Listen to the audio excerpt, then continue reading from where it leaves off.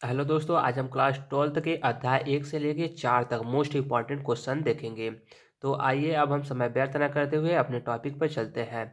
मैं इस अध्याय 1 से लेके 4 तक में बहुविकल्पी और लघु उत्तरी प्रश्न को देखेंगे। बहुविकल्पी जो रहेगा वह 10 क्वेश्चन रहेगा और अति लघु उत्तरी जो रहेगा वह 5 क्वेश्चन रहेगा। तो आइए अपने प्रश्न पर चलते हैं। प्रश्न नंबर 1 है, बहुविकल्पी का जो है प्रश्न नंबर 1 है, वैद्युशीलता का एसआई मात्रक है। क्या है हमारा? वैद्युशीलता का एसआई मात्रक है, जो बहुत ही मोस्ट इंपॉर्टेंट क्वेश्चन है। यह 2000 से लेके 2002, 2003, 2005, 6, 7, 8, 9, 10, 11, 12 और 19, 20 में भी पूछा गया है। लगभग यह 13 साल लगातार पूछा गया है। तो आइए देख लेते हैं वैद्युशीलता का एसआई मात्रक होता क्या है। तो वैद्युशीलता का एसआई मात्रक जो होता है कूलाम स्क्वायर प्रति न्यूटन मीटर स्क्वायर होता है। क्या होता है? कूलाम स्क्वायर प्रति न्यूटन मीटर स्क्वायर होता है। तो हमारा ऑप्शन नंबर कौन हो जाएगा? पहला जो होगा वह सही होगा, कूलाम स्क्वायर प्रति न्यूटन मीटर स्क्वायर। और अगला हम ऑप्शन देख लेते हैं जो है न्यूटन मीटर स्क्वायर प्रति कूलाम स्क्वायर। एक किसका मात्रक है? 1/4 पाई एप्सिलॉन नॉट का मात्रक है। ये जो मात्रक है 1/4 पाई एप्सिलॉन नॉट का मात्रक है। और जो न्यूटन प्रति कूलाम है यह किसका मात्रक है? वैद्युत क्षेत्र का मात्रक है। न्यूटन प्रति कूलाम किसका मात्रक है? वैद्युत क्षेत्र का मात्रक है। और यहाँ पर देखेंगे हम जो चौथा दिया है न्यूटन प्रति वोल्ट मीटर स्क्वायर। क्या दिया है? न्यूटन प्रति वोल्ट मीटर स्क्वायर। यह किसका मात्रक हो जाएगा? यह जो है वैद्युत, यह किसका मात्रक हो जाएगा? यह प्रतिरोध का मात्रक हो जाएगा। किसका मात्रक हो जाएगा? प्रतिरोध का। तो आइए अब हम आगे चलते हैं। अगला हमारा दूसरा नंबर क्वेश्चन है। अगला जो क्वेश्चन है प्रश्न नंबर दूसरा, वैद्युत क्षेत्र की तीव्रता का मात्रक है। क्या पूछ रहा है? वैद्युत क्षेत्र की तीव्रता का मात्रक है, जो 7 साल लगातार पूछे गए हैं। जो 7 साल पूछे गए हैं। तो आइए ऑप्शन नंबर देख लेते हैं। ऑप्शन में क्या दिया है? कूलाम प्रति न्यूटन दिया है। दूसरा नंबर दिया है क्या है? जूल प्रति न्यूटन दिया है। और तीसरा नंबर क्या दिया है? न्यूटन प्रति कूलाम दिया है। और चौथा नंबर क्या दिया है हमारा? न्यूटन प्रति मीटर दिया है। क्या दिया है हमारा? न्यूटन प्रति मीटर। तो हमारा सही आंसर क्या हो जाएगा? तो न्यूटन प्रति कूलाम हो जाएगा। वैद्युत क्षेत्र की तीव्रता का मात्रक जो होता है हमारा न्यूटन प्रति कूलाम होता है। क्या हो जाएगा? न्यूटन प्रति कूलाम होता है। कहीं कहीं आपको देखने को मिलेगा जूल प्रति कूलाम। क्या रहे? जूल प्रति न्यूटन, लेकिन यह गलत होता है। हमारा क्या हो जाएगा? न्यूटन प्रति कूलाम होता है। तो आइए अब हम देख लेते हैं तीसरा नंबर क्वेश्चन। तो हमारा जो तीसरा नंबर क्वेश्चन पूछ रहा है, निम्न में से कौन सा वैद्युत क्षेत्र का मात्रक है। क्या पूछ रहा है? निम्न में से कौन सा वैद्युत क्षेत्र का मात्रक है। तो इसका भी आंसर हो जाएगा न्यूटन प्रति कूलाम हो जाएगा। क्या हो जाएगा? न्यूटन प्रति कूलाम हो जाएगा, यानी ऑप्शन नंबर पहला। क्या हो जाएगा हमारा? ऑप्शन नंबर पहला हो जाएगा। अब हम देखेंगे चौथा। चौथा प्रश्न क्या दिया है? E=0 तीव्रता वाले वैद्युत क्षेत्र में विभव V का दूरी R के साथ परिवर्तन होगा। क्या होगा? विभव R दूरी के साथ परिवर्तन होगा। पहले तो एक बार हम वैद्युत विभव का आपको सूत्र बता देते। तो वैद्युत विभव V बराबर क्या हो जाएगा? 1/4 pi epsilon naught Q upon R square हो जाएगा। क्या हो जाएगा? Q upon R square. अगर जब हम इस आर स्क्वायर को इधर भेजेंगे यानी भी के पास भेजेंगे तो यहाँ पर इंटू में हो जाएगा। तो हम अब देख लेंगे हमारा जो ऑप्शन दिया है क्या इसमें मिल रहा है? भी प्रोपोर्शनल टू 1/r। फिर दूसरा क्या दिया है? भी प्रोपोर्शनल टू r। फिर तीसरा क्या दिया है? भी प्रोपोर्शनल टू 1/r²। फिर उसके बाद हमारा क्या दिया है? चौथा भी r पर निर्भर नहीं करता है। क्या दिया है चौथा? भी जो है वह r पर निर्भर नहीं करता है। तो हमारा कौन सा सही हो जाएगा? हमारा ऑप्शन नंबर तीसरा सही हो जाएगा। क्या हो जाएगा? हमारा ऑप्शन नंबर तीसरा सही हो जाएगा। क्योंकि यहाँ पर जो भी प्रोपोर्शनल है इसको हम प्रोपोर्शनल हटाते हैं तो इक्वल फॉर्म लगाते हैं। फिर इसके बाद हो जाएगा 1/r²। क्या हो जाएगा हमारा? 1/r²। तो इसी कारण जो हमारा है तीसरा नंबर सही है। तो आइए अब हम अपना पांचवा क्वेश्चन देख लेते हैं। तो हमारा जो पांचवा क्वेश्चन है वो क्या दिया है? प्रतिरोध का बीमा दिया है। क्या दिया है? प्रतिरोध की बीमा दिया है। हमारा जो पांचवा क्वेश्चन है वह प्रतिरोध की बीमा दिया है। पहला जो है हमारा, यानी पहला ऑप्शन है एम एल के पावर 2 टी के पावर -2 और ए के पावर -2। फिर दूसरा ऑप्शन क्या दिया है, एम के पावर 2 एल के पावर 3 टी के पावर -2 ए के पावर -2। और तीसरा ऑप्शन जो दिया है एम एम एल के पावर 2 टी के पावर -3 ए के पावर -2। और चौथा हमारा जो ऑप्शन दिया है एम के पावर एम एल के पावर 3 और टी के पावर -3 और ए के पावर -3। तो हमारा कौन सा आंसर सही हो जाएगा, आंसर नंबर तीसरा, जो हमारा ऑप्शन नंबर तीसरा है वह आंसर सही हो जाएगा। तो आइए अब हम चलते हैं छठवां नंबर क्वेश्चन पर। अब यहाँ पर हम देख लेंगे छठा नंबर क्वेश्चन। तो हमारा छठा नंबर क्वेश्चन क्या दिया है, चुंबकीय क्षेत्र की तीव्रता का मात्रक है। क्या पूछा है, चुंबकीय क्षेत्र की तीव्रता का मात्रक है या चुंबकीय क्षेत्र का मात्रक होता है। तो ऑप्शन देख लेते हैं। पहला ऑप्शन है वेबर इंटू मीटर स्क्वायर, और दूसरा ऑप्शन है वेबर प्रति मीटर स्क्वायर, और तीसरा ऑप्शन जो है वेबर दिया है। चौथा ऑप्शन क्या दिया है, वोल्ट प्रति मीटर स्क्वायर। तो हमारा कौन सा ऑप्शन सही हो जाएगा, ऑप्शन नंबर जो पहला है वह हमारा सही हो जाएगा। क्या हो जाएगा हमारा ऑप्शन नंबर पहला, वह सही हो जाएगा। आइए अब हम सातवां नंबर क्वेश्चन पर चलते हैं। तो सातवां नंबर क्वेश्चन हमारा क्या पूछा है, म्यू नॉट, क्या पूछा है, म्यू नॉट और एप्सिलॉन नॉट के पावर -1/2 का मान होगा। क्या पूछा है, म्यू नॉट एप्सिलॉन नॉट के पावर -1/2 का मान होगा। तो हमारा कौन सा ऑप्शन सही होगा, आइए देख लेते हैं। पहला ऑप्शन क्या दिया है, 3 × 10 के पावर 8 सेमी प्रति सेकेंड दिया है, और दूसरा ऑप्शन दिया है 3 × 10 के पावर 10 सेमी प्रति सेकेंड दिया है, और तीसरा ऑप्शन दिया है हमारा जो 3 × 10 के पावर 9 सेमी सेकेंड दिया है, और चौथा ऑप्शन जो दिया है 3 × 10 के पावर 8 मीटर सेकेंड दिया है। तो हमारा कौन सा आंसर सही हो जाएगा, आंसर जो हमारा ऑप्शन नंबर दूसरा है वह हमारा सही हो जाएगा। क्या हो जाएगा, हमारा ऑप्शन नंबर दूसरा सही हो जाएगा, जो कि दिया है 3 × 10 के घात 10 सेमी प्रति सेकेंड दिया है। क्या दिया है, 3 × 10 के घात 10 सेमी प्रति सेकेंड दिया है। आइए अब हम देख लेते हैं आठवां नंबर क्वेश्चन।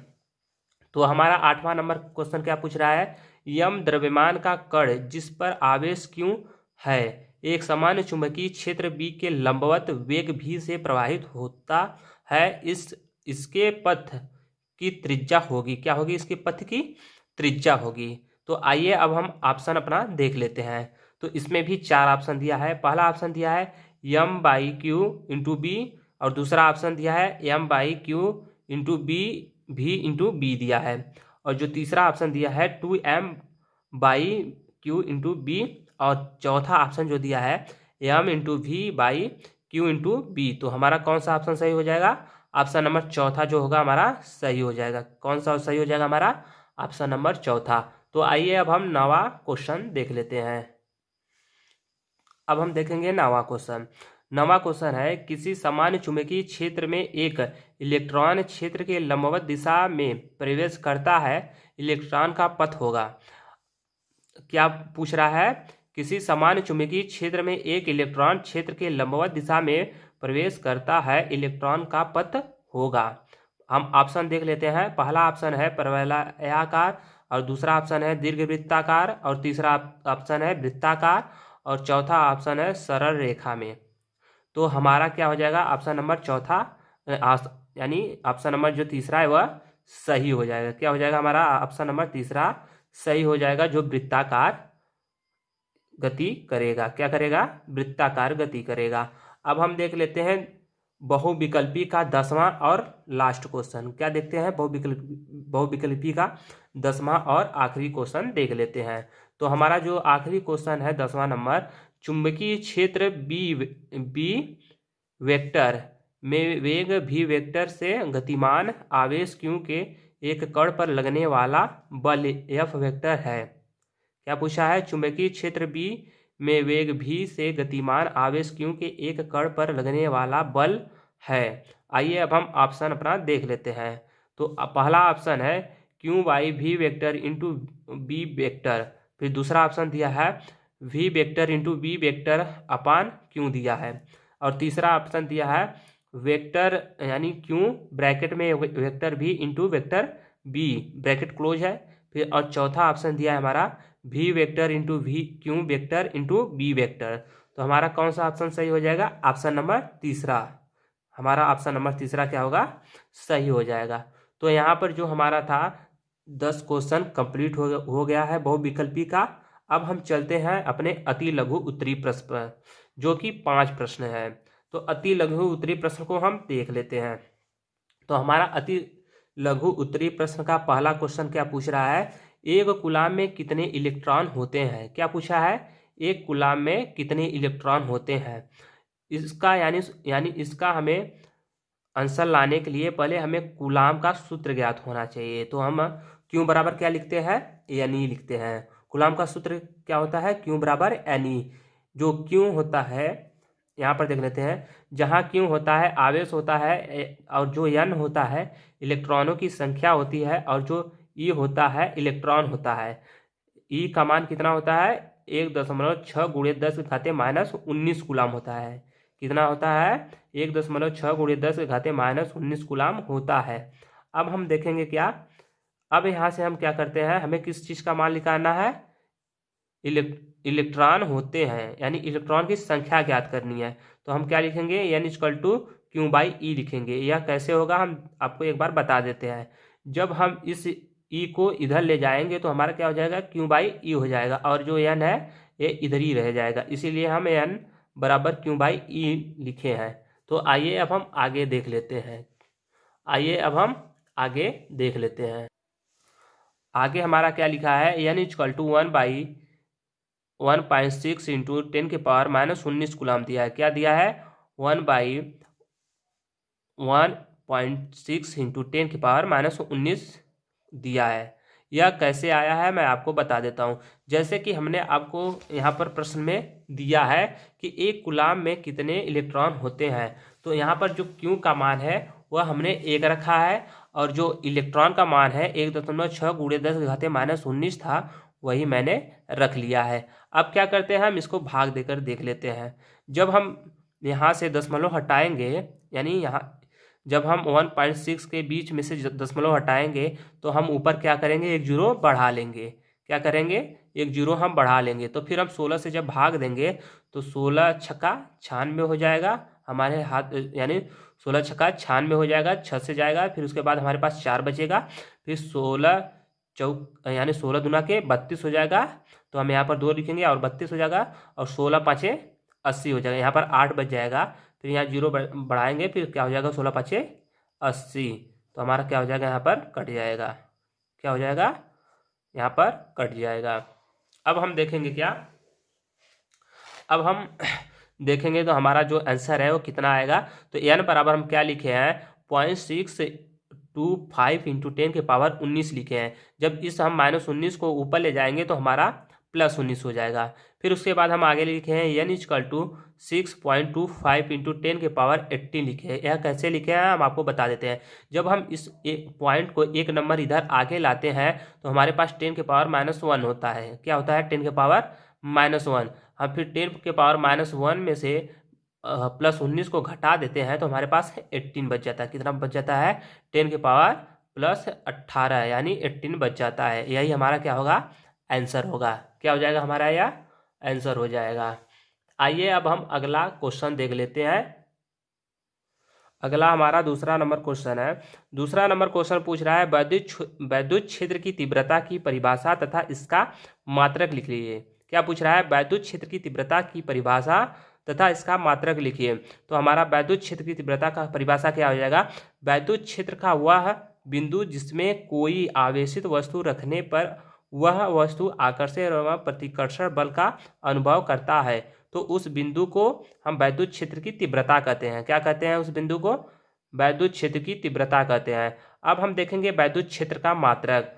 तो हम जानते हैं कि वैद्युत क्षेत्र E बराबर होता है हमारा F/Q0 होता है, जहाँ F जो है वह न्यूटन होता है और जहाँ Q है वह कूलाम होता है। तो हमारा क्या हो जाएगा? इसका मात्रक न्यूटन प्रति कूलाम हो जाएगा। या वैद्युत क्षेत्र की जो मात्रक होता है वह क्या हो जाएगा? न्यूटन प्रति कूलाम हो जाएगा। यह क्या है? वैद्युत क्षेत्र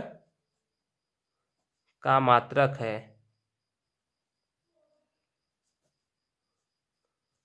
वैद्युत क्षेत्र का मात्रक क्या हो जाएगा, न्यूटन प्रति कूलाम हो जाएगा। अब हम अगला क्वेश्चन देखेंगे जो तीसरा नंबर क्वेश्चन है। तो हमारा जो तीसरा नंबर क्वेश्चन है क्या पूछ रहा है, वैद्युत विभव की परिभाषा दीजिए तथा इसकी बीमा लिखिए। क्या पूछ रहा है, वैद्युत विभव की परिभाषा तथा इसकी बीमा लिखिए। तो आइए अब हम देख लेते हैं वैद्युत विभव की परिभाषा। तो वैद्युत विभव का परिभाषा क्या दिया है, वैद्युत क्षेत्र के किसी बिंदु पर धन परीक्षण आवेश को उस बिंदु तक यानी अनंत से उस बिंदु तक लाने में किया गया कार्य वैद्युत विभव कहलाता है। क्या कहलाता है, वैद्युत क्षेत्र के किसी बिंदु पर धन परीक्षण आवेश को अनंत से, यहाँ पर सॉरी मैं भूल गया हूँ, अनंत से आप लिख लीजिएगा, अनंत से उस बिंदु तक लाने में किया गया कार्य जो है वह वैद्युत विभव कहलाता है। अब हम लिखानेंगे क्या, पहले तो हम देख लेते हैं वैद्युत विभव का मात्रक, फिर उसके बाद हम लिखानेंगे वैद्युत विभव का बीमा। तो वैद्युत विभव का जो सूत्र होता है V=W/Q होता है, जहां इसका मात्रक हो जाएगा जूल प्रति कूलाम या वोल्ट। वैद्युत विभव का मात्रक क्या हो जाएगा, जूल प्रति कूलाम या वोल्ट होता है। अब हम इसका बीमा देख लेते हैं। तो हमारा वैद्युत विभव का जो बीमा होता है m L⁻2 T⁻³ और A⁻−1 होता है। क्या होता है, m L⁻2 T⁻³ और A⁻−1 होता है जो वैद्युत विभव का बीमा होता है। अब हम अगले क्वेश्चन पर चलेंगे जो चौथा नंबर क्वेश्चन है। चौथा नंबर क्वेश्चन हमारा क्या पूछ रहा है, धारा घनत्व विशिष्ट चालकता तथा विद्युत क्षेत्र के बीच परस्पर संबंध लिखिए तथा इससे विशिष्ट चालकता का मात्रक निकालिए। क्या पूछ रहा है, धारा घनत्व विशिष्ट चालकता तथा विद्युत क्षेत्र के बीच परस्पर संबंध लिखिए तथा इससे विशिष्ट चालकता का मात्रक निकालिए। तो हम विशिष्ट चालकता बराबर जानते हैं कि धारा इंटू घनत्व अपान क्या हो जाएगा, वैद्युत क्षेत्र। क्या हो जाएगा, वैद्युत क्षेत्र। तो हम विशिष्ट चालकता को रो से प्रदर्शित करते हैं, जो रो का सिंबल होता है कुछ इस प्रकार होता है, यानी रो का जो सिंबल होता है इस प्रकार होता है। तो रो बराबर क्या हो जाएगा हमारा J/E हो जाएगा, जहाँ J क्या होता है एम्पियर प्रति मीटर स्क्वायर, यानी जो वैद्युत धारा का जो मात्रक होता है यानी वैद्युत धारा यानी धारा घनत्व का मात्रक होता है एम्पियर प्रति मीटर स्क्वायर होता है, और वैद्युत क्षेत्र का जो मात्रक होता है वोल्ट प्रति मीटर होता है। अब हम इसके आगे देखेंगे, हम इसको क्या करते हैं एम्पियर बटा वोल्ट इंटू 1/मीटर लिखते हैं। या कैसे लिखते हैं, जब यहाँ से यानी 1 मीटर इससे कैंसिल हो जाएगा, फिर यहाँ पर बचा 1 मीटर, तो हम इसको जब अलग करेंगे तो हमारा क्या हो जाएगा एम्पियर बटा वोल्ट इंटू 1 यानी 1/मीटर हो जाएगा। क्या हो जाएगा, 1/मीटर हो जाएगा। अब हम इसको आगे हल करेंगे तो एम्पियर बटा के वोल्ट मीटर हो जाएगा। क्या हो जाएगा, एम्पियर बटा के वोल्ट मीटर। अब हम यहाँ देखेंगे जो एम्पियर बटा के वोल्ट है वह किसका मात्रक है, ओम का। किसका मात्रक है, ओम का, यानी प्रतिरोध ओम का है। तो क्या हो जाएगा, ओम इनवर्स हो जाएगा। जब हम इसको ऊपर ले जाएंगे तो ओम इनवर्स हो जाएगा इंटू के मीटर इनवर्स हो जाएगा। जब हम इस मीटर को भी ऊपर ले जाएंगे तो क्या हो जाएगा हमारा मीटर इनवर्स हो जाएगा। और यहाँ पर जो हमारा विशिष्ट चालकता यानी विशिष्ट चालकता रो बराबर कितना हो जाएगा हमारा, क्या हो जाएगा हमारा होम मीटर हो जाएगा। क्या हो जाएगा हमारा होम मीटर इनवर्स हो जाएगा। जो विशिष्ट चालकता का जो मात्रक होता है होम इंटू मीटर इनवर्स होता है। क्या होता है, होम इंटू मीटर इनवर्स। आइए अब हम अपना 5वां नंबर क्वेश्चन देख लेते हैं। यह लास्ट क्वेश्चन होगा। इसके बाद मैं आपको एक क्वेश्चन पूछूंगा जो आपको डिस्क्रिप्शन में उसका आंसर देना पड़ेगा। तो आइए अब अपने 5वां नंबर क्वेश्चन पर चलते हैं। आइए अब हम देख लेते हैं 5वां और लास्ट क्वेश्चन। तो हमारा 5वां नंबर क्वेश्चन क्या पूछ रहा है, μ0 का मान ज्ञात कीजिए, संकेत के सामर्थ्य अर्थ है। क्या पूछ रहा है, μ0 का मान ज्ञात कीजिए और संकेत के सामर्थ्य अर्थ है। तो μ0 का जो मान होता है 1 क्या होता है हमारा 9 × 10⁻16 होता है, यानी 1/9 × 10⁻16 होता है। और इसका जो संकेत अर्थ है वह क्या हो जाएगा, कूलाम प्रति एम्पियर मीटर का होल ऑफ स्क्वायर हो जाएगा। या तो हम इससे क्या बोल सकते हैं, कूलाम स्क्वायर, क्या बोल सकते हैं, कूलाम स्क्वायर एम्पियर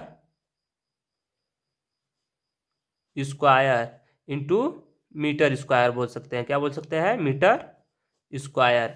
इसको ऐसे भी हम बोल सकते हैं। अब मैं आपको 6वां नंबर का जो क्वेश्चन है उसको आपको क्या करना है, इसका आंसर आपको डिस्क्रिप्शन यानी जो मैसेज में है हमें मैसेज कर देना है। तो मैं 6वां नंबर क्वेश्चन एक बार पढ़ के सुना देता हूँ।